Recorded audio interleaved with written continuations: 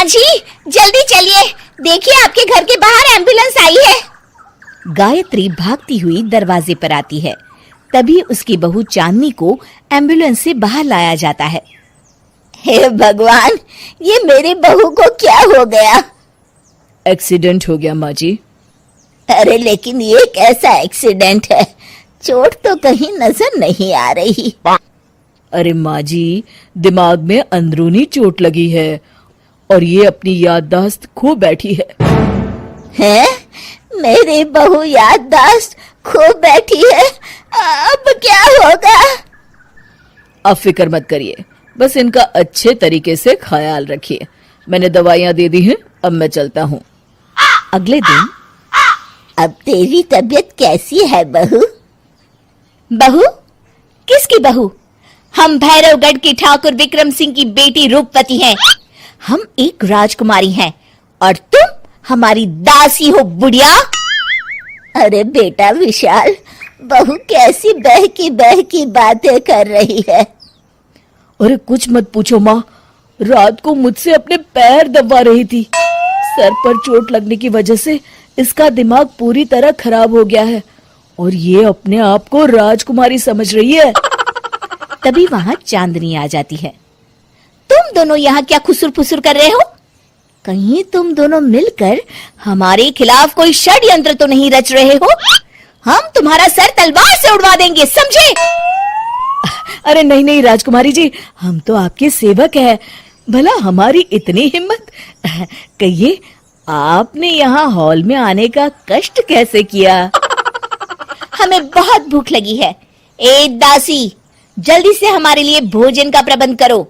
आज हम शाही कबाब खाएंगे। विशाल अपनी माँ को चांदनी की बात मानने के लिए इशारा करता है। ठीक है राजकुमारी जी, मैं अभी आपके लिए भोजन लेकर आती हूँ। इस तरह विशाल और उसकी माँ ना चाहते हुए भी चांदनी की जी हजूरी में लगे रहते हैं। लाओ माँ, जल्दी से मेरा टिफिन दो, मुझे देर हो रही है। अरे ठहर जा, जरा दम तो लेने दे मुझे। सारे घर का काम मुझे अकेली को करना पड़ता है। तेरी बीवी तो राजकुमारी बनी बैठी है, सारा दिन हुक्म चलाती रहती है। अरे माँ, मेरा भी तो यही हाल है। फिलहाल तुम मेरा टिफिन दे दो, मैं चला। रुको, कहाँ जा रहे हो? अरे मर गया रे, ये कहाँ से आ धमकी?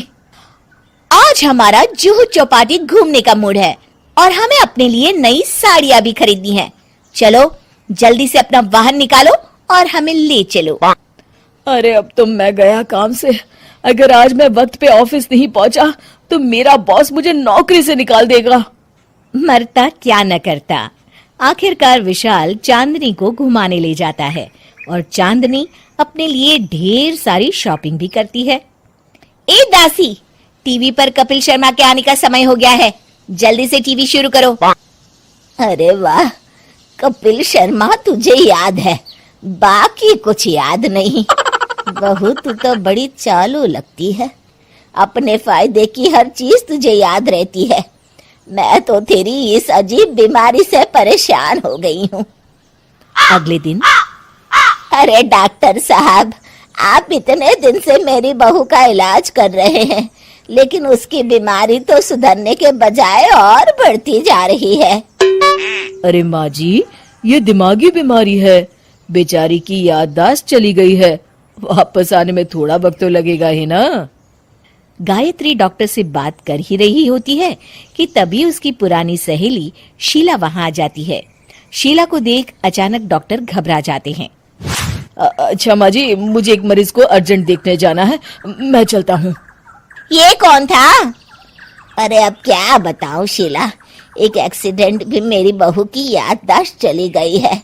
ये डॉक्टर उसका इलाज कर रहा है। ये डॉक्टर कब से बन गया? अरे ये तो चमन पान वाले का लड़का है, सारा दिन नौटंकी करता रहता है। अच्छा तो ये बात है, अब मैं समझी। मेरी बहू और ये पान वाले का लड़का दोनों मिलकर मुझे बेवकूफ बना रहे थे। चल तू मेरे साथ। गायत्री शीला को एक बड़ा सा डंडा हाथ में देकर अपनी बहू चांदनी के कमरे में ले जाती है। बहू, ये मेरी सहेली है, एक डॉक्टर है। इसने तेरे जैसे न जाने कितनों का इलाज 2 मिनट में कर दिया है। इसका कहना है कि सर पर जहाँ चोट लगी हो, अगर उसी जगह दोबारा किसी बड़े डंडे से जोर से मारा जाए तो मरीज की याददाश्त वापस आ जाती है। देख, हम डंडा भी लाए हैं। अपनी सास की बातें सुनकर और हाथ में बड़ा डंडा देख चांदनी घबरा जाती है। अरे बाप रे, मैं तो फंस गई। इस डंडे की एक बार की वार से ही मैं तो चारों खाने चित हो जाऊंगी। अब क्या करूं, क्या करूं, क्या करूं? लेकिन गायत्री, डंडा सर पर ठीक उसी जगह लगना चाहिए जहाँ चोट लगी है।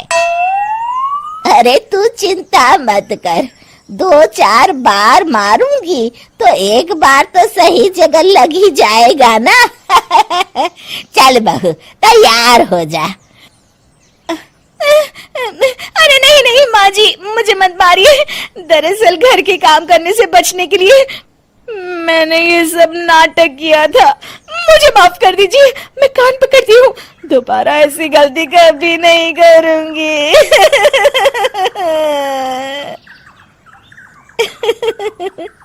क्यों दोस्तों, कहानी कैसी लगी हमें जरूर बताइएगा।